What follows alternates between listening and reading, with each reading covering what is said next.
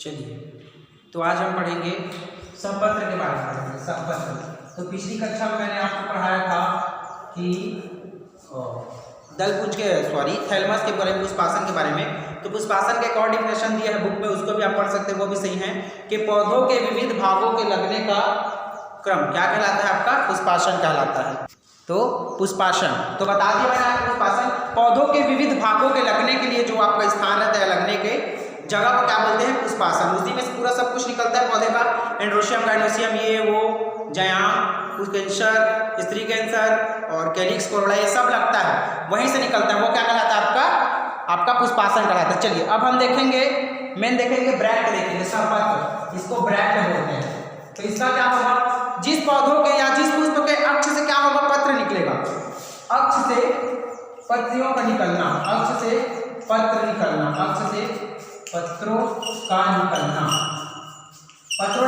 पत्तियां, ठीक, वो आपको क्या कहलाता है? आपका पुष्प क्या कहलाता है? संपत्र कहलाता है। तो ऐसे पुष्प जिसके अक्ष से क्या करेंगे? पत्ती निकलेंगे, वो क्या आपका क्या कहलाता है? क्या कहलाएगा? सहपत्र कहलाएगा। ठीक है, चलिए अब हम लोग देखेंगे पुष्पीय अंग के निवेशन, मतलब फ्लोरल इंसलेशन। ठीक, मतलब जयाकों के प्रकार को देखेंगे, पुष्पीय अक्ष के निवेशन, पुष्पीय अंग के निवेशन। ये देखेंगे हम लोग हेडिंग हम हमारा जितना पढ़ा रहा हूं उतने का ही नोट्स बनाना है, एक्स्ट्रा नहीं बनाना है। पुष्पी और जो बॉटनी पढ़ेगा कॉलेज में हो तो उसको डीप से और अलग से पढ़ना पड़ेगा। पुष्पी अंग के निवेशन, ठीक, इतना तुम लोग के लिए काफी है। अगर आप लोग क्या करेंगे? बॉटनी लेके पढ़ेंगे तो बॉटनी वाले क्या करेंगे और अच्छे से पढ़ सकते हैं उसको। अभी नहीं, वो कॉलेज में आपको फर्स्ट ईयर सेकेंड ईयर में अच्छे से पढ़ा देगा, इतना यहाँ पे काफी। चलो देखते हैं पुष्पी अंग के निवेशन। तो इसमें 3 प्रकार दिया गया है। हाइपोगेमी, हम लोग टाइम इसको हाइपोगेमी देता था, हाइपोगेमी देता था, ऐसे गेमी, ठीक, आपके में नहीं दिया है। हाइपोगेमी, पेरीगेमी, पेरीगेमी ये, और थर्ड है आपका, थर्ड है क्या है? इपीगेमी। ये 3 प्रकार का हम लोग टाइम में भी देता था, लेकिन एनवाई है आपके में, हम लोग में एनवाई होता है, इपीगेमी। ये 3 प्रकार का होता है। तो हाइपोगेमी मतलब होता है ऊर्ध्वाधर, ऊर्ध्वाधर। तो जो आपका जो पौधे का जो वो क्या बोलते हैं, वो जयान वाला भाग है, वो सीधा ऐसे ऊपर रहेगा। ये थैलमस है, थैलमस कैसे ऊपर रहेगा, पेट में रहता है ना, तो वो आपका क्या कहलाएगा? आपका इस प्रकार का। तो ऐसे पुष्पीय अंग निवेशन में क्या होगा? थैलेमस, या फिर क्या बोलेंगे? आपका जयान का वह भाग जिसमें पुष्पासन में अंडाशय की स्थिति कैसी होगी? ऊर्ध्वाधर होगी। ये पुष्पासन है, ये थैलेमस है, और ये समझ जाइए ये अंडाशय है उसका। तो अंडाशय कैसा होगा? उभरा हुआ होगा, ऊर्ध्वाधर स्थिति में होगा, तो आपको क्या कहलाएगा? हाइपोगेमी कहलाएगा। क्या कहलाएगा? हाइपोगेमी कहलाएगा। ठीक, हाइपोगेमी क्या होगा? जिसमें पुष्पाशय क्या होगा? उभरा हुआ रहेगा, ऊपर की ओर रहेगा आगे, वो क्या कहलाएगा? हाइपोगेमी। उदाहरण क्या होगा? धतूरा, गुड़हल, आलू। इसमें उदाहरण क्या लिख सकते हैं आप? धतूरा, गुड़हल, गुड़हल मतलब इन उदाहरण की बात कर रहे हैं, गुड़हल, और ये आलू, ये किसका है? हाइपोगेमी का। जस्ट सेकेंड में क्या होगा? पेरीगेमी में प्यालेनुमा संरचना का निर्माण करेगा। ये क्या करेगा? पेरीगेमी में आपका प्यालेनुमा संरचना का निर्माण कर लेगा, वो आपका क्या कहलाएगा? पेरीगेमी। ठीक, जैसे देखिए ये जो आपका अंडाशय है, ये पुष्पासन है, ठीक, तो अंडाशय इसमें आके ऐसे ये प्यालेनुमा संरचना का निर्माण करेगा। ये अंडाशय ऐसे, फिर ऐसे इस एंड्रोशियम से निकलेंगे, ठीक, तो वो आपका क्या कहलाएगा? पेरीगेमी कहलाएगा। तो पुष्पासन में अंडाशय का प्यालेनुमा संरचना में परिवर्तित होना क्या कहलाता है? पेरीगेमी कहलाता है। क्या कहलाता है? पेरीगेमी कहलाता है। ठीक है, इसका उदाहरण क्या लिखोगे? गुलमोहर, चना और सेम। क्या लिखोगे इसका उदाहरण? गुलमोहर, आपके विद्यालय में बहुत सारा है, गुलमोहर, चना और क्या है? और सेम है। गुलमोहर, चना और सेम है, किसका उदाहरण है? पेरीगेमी का। और एक क्या होता है आपका? क्या होता है? लास्ट होता है इपीगेमी। तो इसमें क्या होगा? गहरा हो जाएगा। ये जो है ये क्या होगा? इपीगेमी में पुष्पासन में ये क्या है? ये वाला भाग क्या है जो बनाया ये क्या कहलाता है? पुष्पासन। तो पुष्पासन में अंदर की ओर आ जाएगा, ऐसे अंदर की ओर आ जाएगा, ऐसे उभार नहीं रहेगा, यहाँ उभार दिख रहा है ना, ये अंदर की ओर आ जाएगा, यहाँ पे होगा अंडाशय। तो पुष्पासन में अंडाशय क्या होता है? अंदर की ओर गहरे खास बनाकर अंदर की ओर धंस जाते हैं, वह संरचना क्या कहलाता है? आपका इपीगेमी कहलाता है। क्या कहलाता है? इपीगेमी। उदाहरण क्या होगा आपका? अनार। याद रखिएगा, उदाहरण क्या होगा आपका? अनार होगा, सेब होगा, अमरूद होगा, ये सब इस प्रकार के होता है। विधि में भी आप देखते हैं अनार, सेब, ठीक है, आप लोग भूलिएगा मत, उदाहरण याद रखिएगा। तो अंडाशय वाले भाग को खाते हैं कि नहीं खाते हैं इसका, ठीक, तो ओवरी के अंतर्गत हो जाएगा, ठीक, तो वो क्या कहलाएगा, अनाप से अमृत, इपिगेमिकल आएगा। हाइपोगेमी में क्या था, पुष्पासन पर अंडाशय क्या होगा, ऊर्ध्वाधर उभार में संरचना का निर्माण करके आगे बढ़ जाएगा, वो हाइपोगेमी। पेरिगेमी में क्या था, प्याले में संरचना का निर्माण करेगा, कौन करेगा, आपका अंडाशय करेगा। फिर क्या था आपका इपिगेमी में क्या था, अंदर की ओर धंस जाएंगे अंडाशय, जिसमें पुष्पासन में वो क्या कहलाएगा, इपिगेमी। उदाहरण अनार, सेब और अमरूद, ये है। चलिए अब हम लोग देखते हैं कैलिक्स, कोरोला, ये सब क्या होता है, इसके बारे में आपको थोड़ा सा बता देता हूँ, एक ही बात ही समझ में आ जाएगा। कैलिक्स क्या होता है, कोरोला क्या बोलते हैं, ठीक। कैलिक्स यह प्रारूपी पुष्पी का सेकंड भाग होता है। कैसा होता है, सॉरी फर्स्ट भाग होता है प्रारूपी पुष्पी। ये क्या होता है, आपके प्रारूपी पुष्पी का फर्स्ट भाग होता है। एक सेकंड ना याद रखिएगा, इसको बाह्य दल बोलते हैं या बाह्य दल पुंज भी बोलते हैं, बाह्य दल पुंज या बाह्य दल भी बोल दो।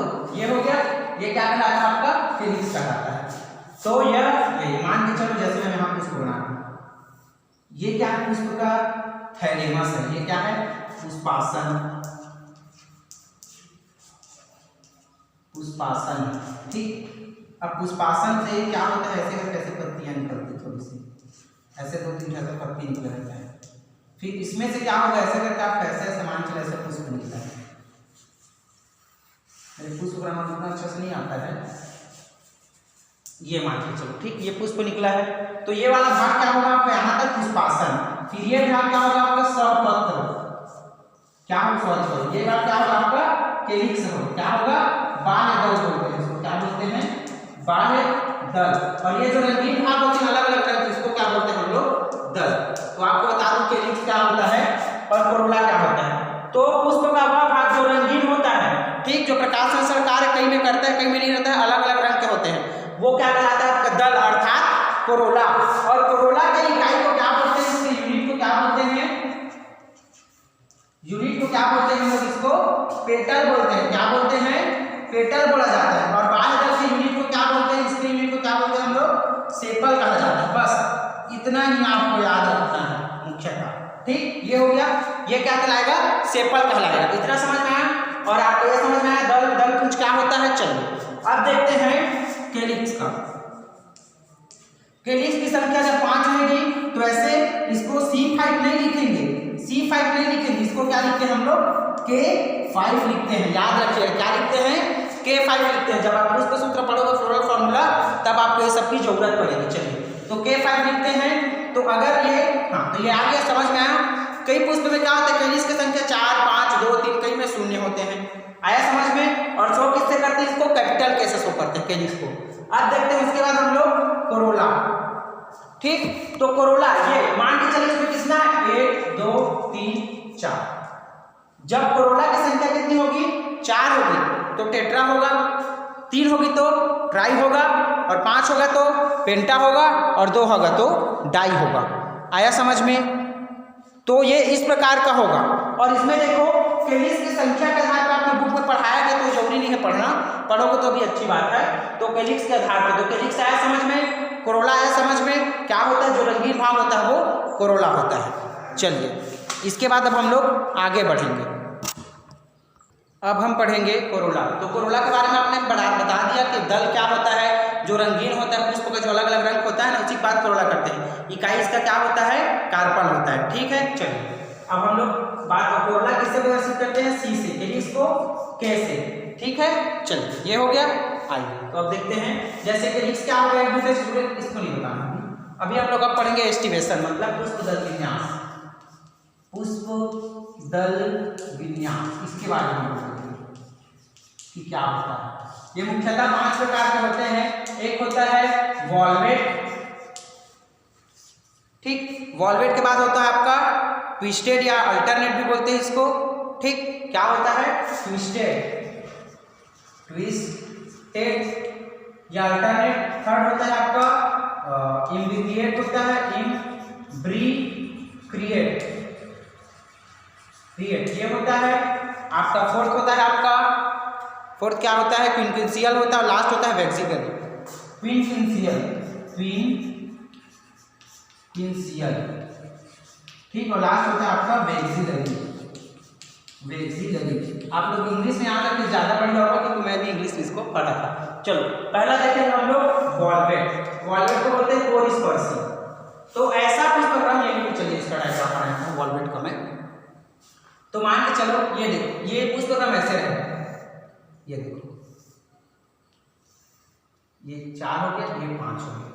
तो ये मान चलो जैसा कुछ पैसा आया है, ठीक है। यहाँ पे इसके केलिक्स है, ये यहाँ पे सब कुछ लगा समझ चाहिए, ठीक ऐसे।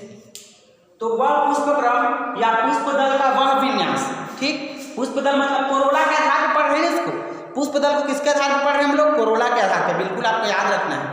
तो पुष्पदल का वह विन्यास जिसमें दलों का लगने का क्रम एक सामान्य स्थिति में, सरल स्थिति में होता है, जिसमें सभी दल एक दूसरे क्या होते हैं ऐसे स्पर्श करते रहते हैं, एक दूसरे को स्पर्श करते हैं और ना ही एक दूसरे को ढकते हैं, ना एक दूसरे को काटते हैं, याद रखिएगा।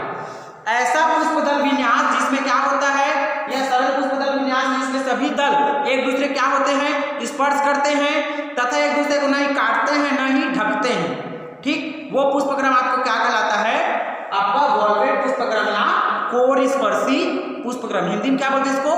कोरिस्पर्शी। नाम से स्पष्ट हो रहा है, कोर को स्पर्श बस करेगा। उदाहरण क्या होगा? सरसों होगा, मूली होगा, इकजोरा होगा। उदाहरण क्या होगा इसका?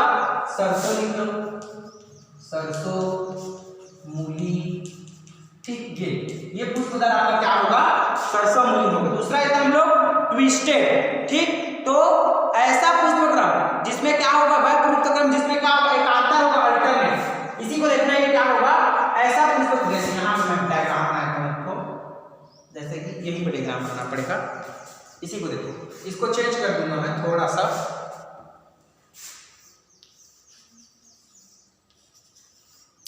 देखिए ये एक ऊपर गया, एक नीचे गया, ये ऊपर आया, तो ये नीचे आएगा, फिर ये ऊपर जाएगा, ऊपर गया ये, तो ये नीचे आया, ये फिर से ऊपर जाएगा, ठीक है।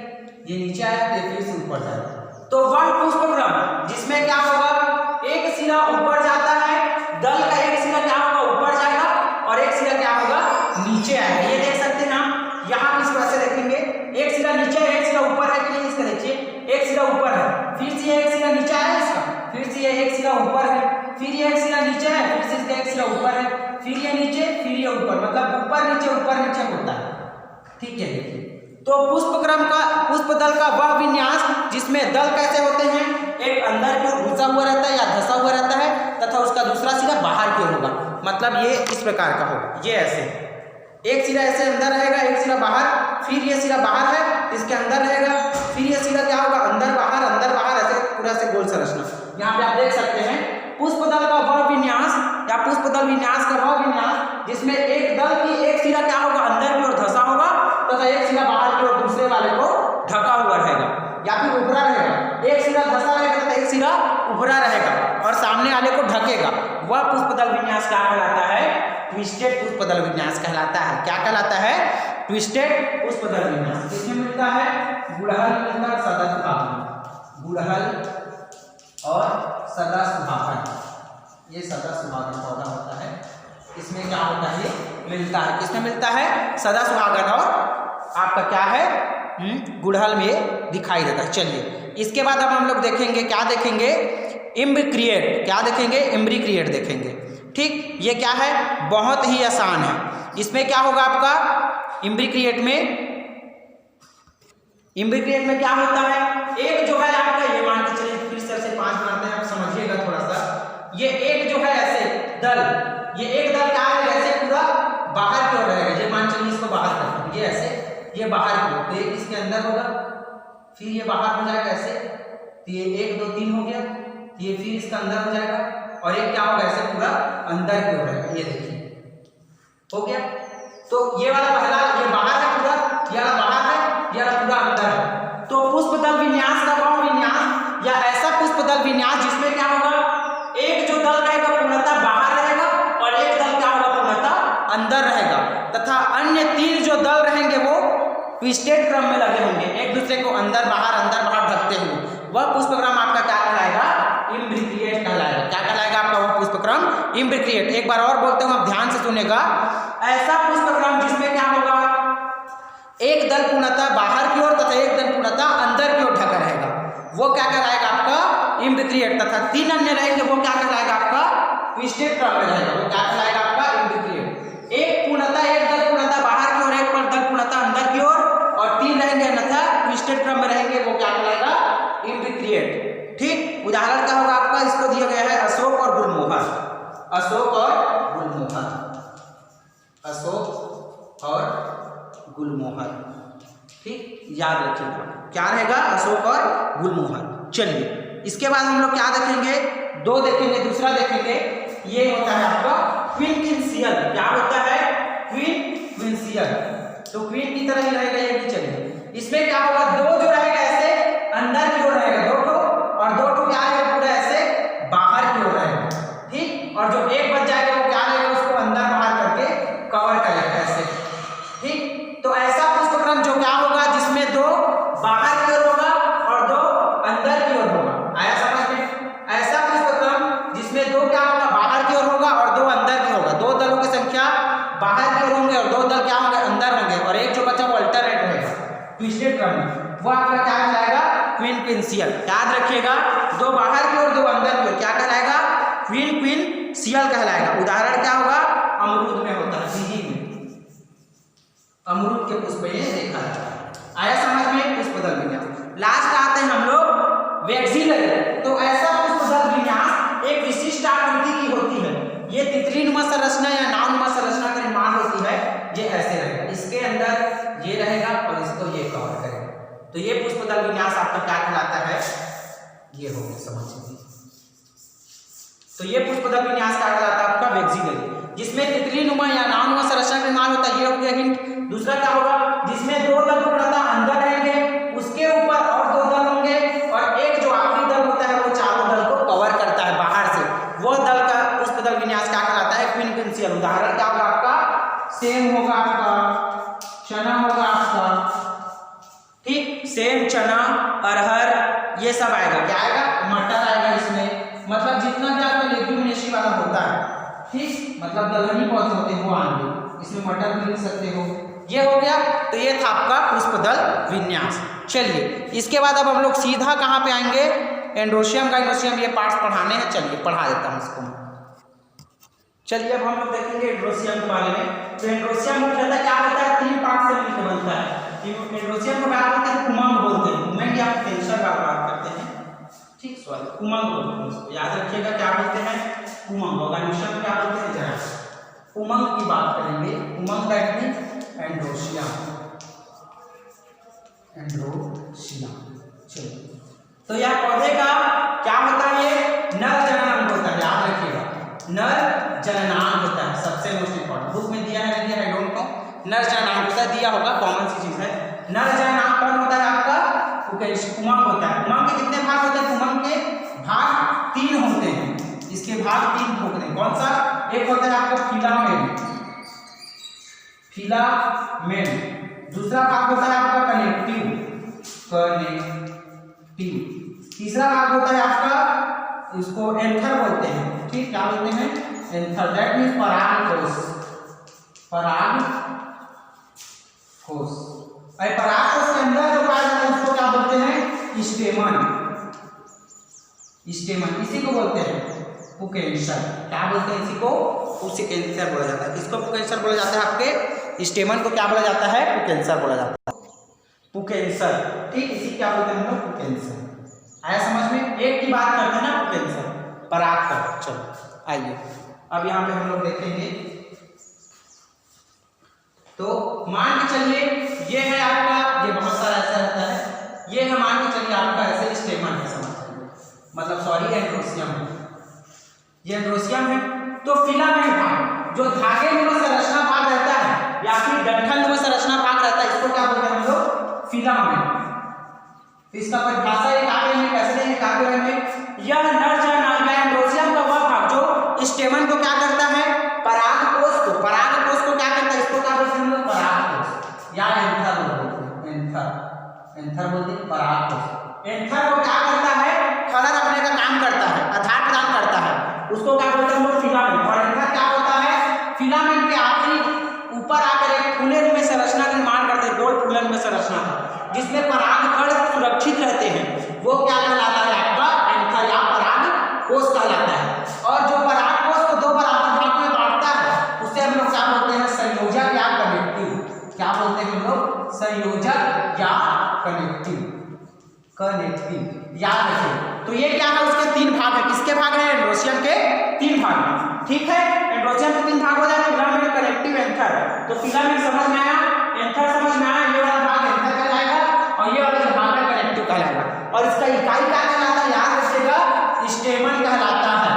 और ये क्या होता है, ये नर जननांग है एंड्रोसियम। चलिए इसके बाद हम लोग देखेंगे अब इसके प्रकार को। मोनो मतलब क्या होता है, एक। जब एंड्रोसियम की संख्या ऐसे एक एंड्रोसियम होगा तब क्या होगा, मोनोडाइडेमस, मोनोडाइडेमस, डाइडेमस, डाइडेमस बोल दो, डाइडेमस। और जब कैंसर की संख्या ऐसे दो हो जाएगी तब क्या होगा, वो डाइडाइडेमस, डाइडेमस, नेमस। जब तीन हो जाएगी तो कैंसर की संख्या तो ट्राइडाइडेमस। ये एग्जांपल आप देख लीजिए, चार हो जाएगी तो कैंसर की संख्या तो टेट्राडाइडेमस, और जब पांच हो जाएगी तो पॉलीडाइडेमस। आया समझ में, इस प्रकार से हो सकता है। जब क्या होगा, एंड्रोसियम की संख्या आपकी जो पूरे एंड्रोसियम की संख्या कितनी रहेगी, एक रहेगी, तब क्या होगा, मोनोडाइडेमस। एंड्रोसियम की संख्या दो रहेगी तो डाइडाइडेमस। एंड्रोसियम की संख्या तीन रहेगी तब क्या होगा आपका ट्राइडाइडेमस। और जब एंड्रोसियम की संख्या, पुमंग की संख्या क्या होगी, पूरा क्या होगा, चार हो जाएगा, पांच हो जाएगा, छह हो जाएगा तो पॉलीडाइडेमस, ठीक है। चलिए इसके बाद अब हम लोग क्या देखेंगे, इसका देखते हैं अब हम लोग जयान के बारे में। किसके बारे में, गायनोसियम के बारे में। आइए अब हम लोग देखेंगे गायनोसियम के बारे में। गायनोसियम जितना बता उतना बहुत ही सफिशिएंट, उतना याद रखना बहुत ही मुश्किल है। आइए पढ़ते हैं। मान चलिए ये अंडाशय, अंडाशय ऐसी संरचना और ये जाकर ऐसी संरचना निर्माण करती है, ठीक जैसे। तो यह भाग क्या कहलाता है आपका पुष्प का, ये गायनोसियम। ये पूरा पार्ट कहलाता है, ये पूरा पार्ट क्या कहलाता है आपका, गायनोसियम कहलाता है। क्या कहलाता है आपका, गायनोसियम कहलाता है। और गायनोसियम के यूनिट को क्या बोलते हैं हम लोग, क्या बोलते हैं, पिस्टिल या कार्पल, पिस्टिल या कार्पल, ये इसको बोला जाता है। इसी क्या बोलते हैं हम लोग, स्त्री कैंसर, कार्पल। ये आया समझ में, इसी क्या बोलते हैं हम लोग, स्त्री कैंसर, स्त्री केसर, इसको बोला जाता है पिस्टिया कार्पल। क्या बोलते हैं हम लोग, स्त्री केसर बोलते हैं। आया समझ में। अब चलिए इसके तीन पार्ट होते हैं, पहला पार्ट, दूसरा पार्ट, तीसरा पार्ट। पहला जो पार्ट होता है इसको ओवरी बोलते हैं, इसी को बोलते हैं अंडाशय। दूसरा पार्ट होता है इसको स्टाइल बोलते हैं, इसे क्या बोलते हैं हम लोग, वर्तिकाग्र। क्या कहते हैं, वर्तिकाग्र। चौथा भाग होता है स्टिग्मा, ठीक। तो क्या बोलेंगे, यह जो गायनोसियम का जो फूला हुआ संरचना का निर्माण करता है उसे क्या बोलते हैं हम लोग, अंडाशय या ओवरी कहते हैं। यह प्रथम भाग होता है, मुख्य भाग होता है, इसको क्या बोलते हैं, ओवरी। फूले हुए संरचना का निर्माण को ओवरी बोलते हैं। दूसरा डंठल में संरचना का निर्माण होता है, लंबी नलिका, उसको क्या बोलते हैं हम लोग, वर्तिकाग्र बोलते हैं। और थर्ड ऊपरी शीर्ष वाले भाग को जो मुड़ जाता है या विशेष आकृति का निर्माण कर लेता है उसे क्या बोलते हैं हम लोग, स्टिग्मा बोलते हैं। तो ये हुआ आपका गायनोसियम कंप्लीट। और गायनोसियम में क्या होता है आपका, स्त्री कैंसर। जो यूनिट होगा उसको पिस्टल या कार्पल बोलेंगे, पिस्टिल या कार्पल, कार्पल, उसको स्त्री कैंसर बोला जाता है, ठीक है। चलिए इसके बाद हम लोग सीधा आते हैं अब सिमेट्री ऑफ फ्लावर, पुष्पों की ज्यामिति या सममिति, पुष्प की सममिति। तो दो प्रकार के होते हैं पुष्प, जो दो बराबर भागों में कट जाएगा, ठीक वो, और एक क्या होगा जो दो बराबर भागों में नहीं कटेगा वो, ठीक। चलो देखते हैं तो क्या होता है दो बराबर भागों में बंटने वालों कट। चलो देखते हैं पुष्प की सममिति, पुष्प की सममिति। आइए यहाँ पर हम लोग देख लेते हैं। जब मान के चलिए ये पुष्प है, ठीक, ये पुष्प है, ये ऐसे करके पुष्प हो गया, ये पुष्प। तो पुष्प को जब किसी भी एरिया से, यहाँ से भी काटूंगा तो दो भागों में बटेगा, इधर दो, यहाँ से भी काटूंगा दो भागों में बटेगा, यहाँ से भी काटूंगा तो बराबर दो भागों में, यहाँ से भी काटूंगा तो बराबर। तो पुष्प को क्या होगा, जब किसी भी सममित तल से काटने पर या किसी भी तल से काटने पर दो बराबर भागों में बढ़ जाएगी, 50-50 दो बराबर भागों में बढ़ जाएगी, ठीक, बराबर। किसी भी तल से काटने पर, याद रखिएगा, किसी भी अक्ष से काटने पर या किसी भी तल से काटने पर, ऊपर नीचा आए बाएं तिरछा कहीं से भी, तो क्या कहलाएगी वो, एक्टिनोमॉर्फिक कहलाएगी। क्या कहलाएगी, एक्टिनोमॉर्फिक, ठीक, एक्टिनोमॉर्फिक कहलाती